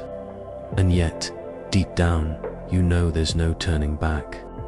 You know that even if you tried to deny who you are, the calling would still burn within you. That fire cannot be extinguished. It was placed inside you by heaven itself, and demons fear it because they cannot touch it. They can attack your mind, your body, your relationships, but they cannot touch the essence of your spirit. That part of you is untouchable. That part of you is sealed, and that's what makes you dangerous in the spirit realm. You may not see yourself as dangerous. You may feel tired, fragile, even uncertain, but in the unseen realm, your presence causes chaos in demonic ranks. They scramble to regroup every time you rise from a fall. They panic when you pray. They tremble when you speak truth. They collapse when you step into rooms because your light announces to all unseen forces that heaven is represented there. You don't need to shout. You don't need to prove. You just need to exist as who you truly are, and darkness cannot stand it. Every chosen one carries a crown, though it's not visible to human eyes. It's the crown of authority, the mark of divine assignment. Demons see it clearly, and that's why they wage war so violently against you. They want you to forget that you are royalty. They want you to doubt that you carry authority. They want you to believe you are powerless. But every time you refuse to give up, you remind them that you know who you are. And nothing terrifies demons more than a chosen one who knows their identity. Because once you recognize the authority placed inside you, there is nothing they can do to stop you. And maybe that's what this season of your life is about. Stepping fully into your awareness. You've been through enough to know you're different. You've survived enough to know you're covered. You've endured enough to know you're resilient. Now it's time to embrace it without apology. No more shrinking to make others comfortable. No more denying your light to fit in. No more pretending you don't feel what you feel or see what you see. You were chosen, and your authority is not a burden, it's a weapon. Demons collapse when you use it fully, without fear. So yes, you will still face opposition. You will still walk through valleys. You will still endure attacks designed to break you. But the difference is that now you know the truth. You cannot be broken. Heaven has already secured your victory. You walk in authority that cannot be revoked. And every time demons see you, they collapse because they know it. They see your destiny, your covering, your resilience, and they tremble. You don't have to prove yourself, you already carry proof. You are the evidence. You are the contradiction. You are the chosen one. There comes a moment in the life of every chosen one when the invisible becomes undeniable. You begin to see patterns so clearly that you can no longer explain them away as coincidence. People turn against you without reason. Opportunities seem to close suddenly when you were on the verge of breakthrough. Confusion arises in places that once felt peaceful. And while others would dismiss these things as bad luck or just life, you know there is something deeper at play. You've lived long enough to recognize the signature of spiritual warfare, and you've discerned that you are the target. Not because you're weak, but because you're powerful. Not because you're ordinary, but because you're marked. Demons collapse in your presence. But before they collapse, they often try to intimidate you with chaos. They stir up storms to make you question your authority. They amplify the voices of doubt in your mind. They twist circumstances to make you feel abandoned, isolated, or forgotten. Their goal is not to defeat you outright. They already know they can't. Their goal is to wear you down, to distract you, to make you forget the truth of who you are. Because if you forget, you stop walking in authority. And when you stop walking in authority, they gain temporary ground. But here's what they cannot account for: the resilience of the chosen one. You've been through too much to fold now. You've endured too many battles to let one storm convince you that you're powerless. Your entire life has been training for this. Every heartbreak, every betrayal, every setback was preparing you for a level of strength demons cannot withstand. They collapse not only because of the authority you carry, but also because of the endurance you've built. You are not easily shaken anymore. You've learned how to bend without breaking, how to cry without quitting, how to suffer without surrendering. That's what terrifies them. And think about how many times you should have been finished. The car accident you survived, the illness that didn't take you, the depression that tried to drown you, the betrayal that should have shattered you, the loneliness that could have made you bitter. Every one of those moments was designed to end you. But here you are, still breathing, still rising, still shining. That's not luck. That's divine preservation. That's proof that you're untouchable in the ways that matter most. Demons know this, and every time they look at you, they are reminded of their failure. This is why the chosen one often becomes the centerpiece of spiritual tension in families, workplaces, and communities. You carry a light that agitates what others have grown comfortable living with. You might not even speak a word, but your very presence exposes hidden motives. Family members may target you because your spirit highlights dysfunction they don't want to confront. Co-workers may undermine you because your integrity reveals their shortcuts. Friends may distance themselves because your growth makes their stagnancy undeniable. These aren't random conflicts, they're reactions to the authority you carry. Demons influencing those around you collapse when you step into the room, and the people attached to them feel it too. Yet, despite all the resistance, you still rise. Despite the betrayals, you still love. Despite the losses, you still believe. And that is what the enemy cannot comprehend. By all accounts, you should be hardened, jaded, or destroyed. But instead, you are compassionate, discerning, and stronger than ever. That paradox is what makes you dangerous. Darkness doesn't know what to do with someone who can't be broken by pain. Have you noticed that your life seems to operate in seasons of isolation? One moment, you're surrounded by people, and the next, it feels like the crowd disappears. You wonder if you've done something wrong, if you've become unlovable, if you're destined to be alone. But what you don't always realize is that isolation is often divine strategy. God pulls you aside because He's preparing you for encounters the crowd can't handle.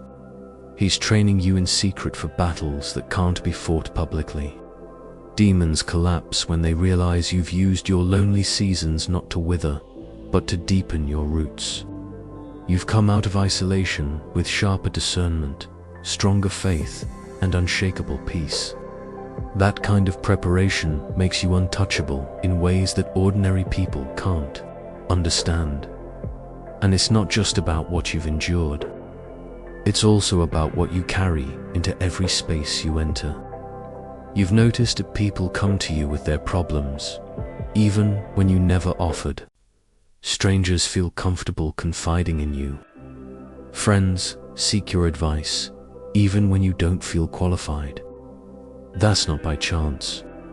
It's because your spirit radiates authority and safety at the same time.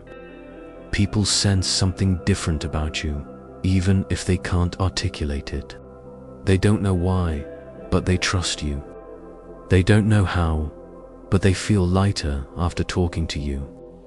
That is the evidence of your mantle. You carry the ability to shift atmospheres simply by being yourself. But here's the catch. That same authority that draws some people will repel others. You've felt it. Certain people avoid you without explanation. Others become hostile toward you with no clear reason. It's not personal, it's spiritual. The demons influencing them recognize you before they do. They collapse internally the moment you appear, and their reaction bleeds through into how those people treat you. You've been blamed, misunderstood, and misjudged because of this.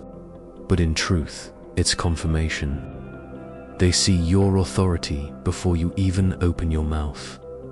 The chosen one often wrestles with the burden of misunderstanding. You wish people could see your heart.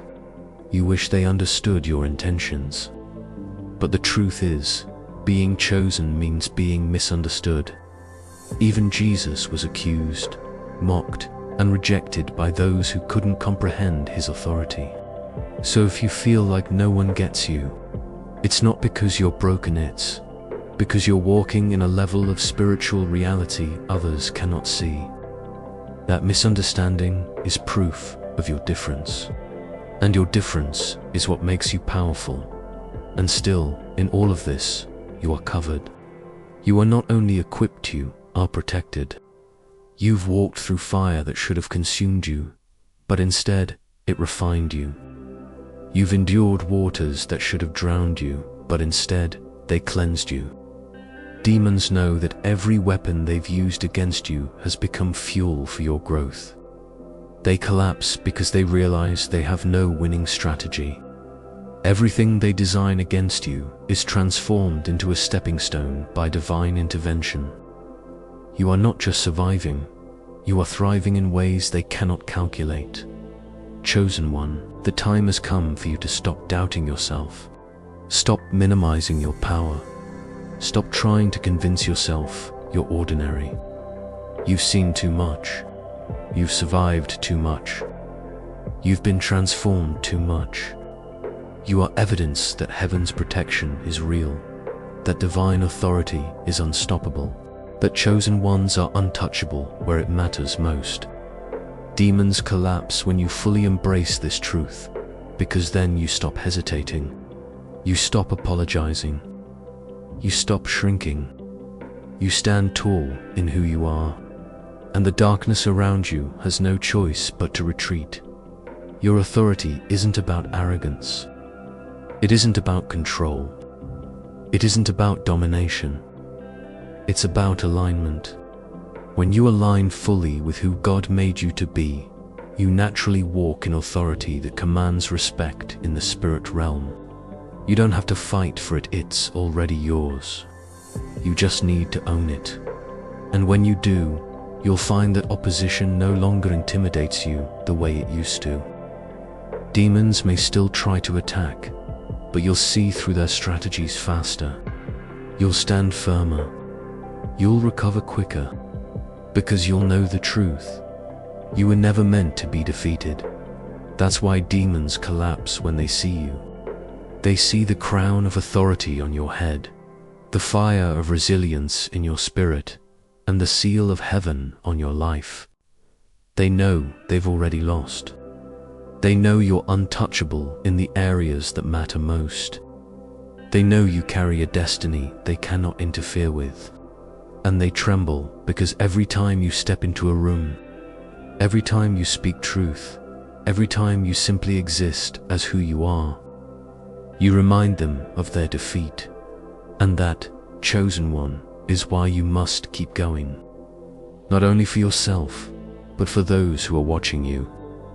There are people tied to your obedience, people who will find freedom because you refused to quit, people who will rise because they saw you rise. Your life is more than just your own, it's a beacon. And demons collapse because they know your influence stretches further than you realize. They're not just fighting you, they're fighting the countless others who will be impacted by your light. But no matter how they scheme, they cannot win, because heaven has already declared the outcome. You are victorious. You are chosen. You are untouchable.